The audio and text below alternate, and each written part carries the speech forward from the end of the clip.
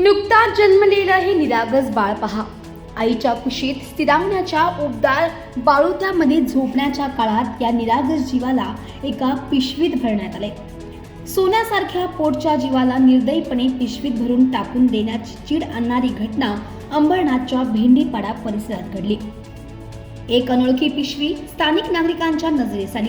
पिशवी उघडून पाहिल्यावर त्यात हे हालचाल करत असलेलं बाळ असल्याचं स्थानिकांच्या लक्षात आलं.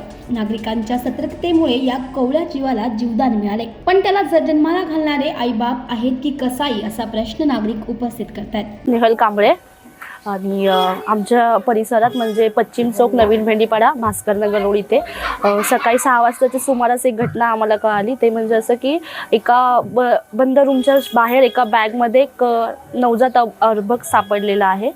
तर ते मुलगा आहे तो आणि त्याच्या गळ्याभोवती नाळ वगैरे तशीच होती. तर आम्ही ती घटना पाहताच आम्ही ते बाळ उचलून आम्ही पोलीस स्टेशनला गेलो.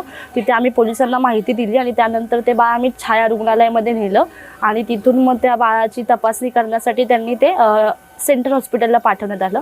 तर आता ते बाळ तिथे सुखरूप आहे आणि त्याच्यात बाळाला आता थोडीशी म्हणजे गरज होती वैद्यकीय सहाय्याची, तर त्यामुळे ते बाळ आता काचेत ठेवण्यात आलेलं आहे. या बाळाला घेऊन स्थानिक नागरिकांनी तातडीने पोलीस स्टेशन गाठले. त्याला उपचारासाठी बीजी छाया उपजिल्हा रुग्णालयात दाखल करण्यात आले.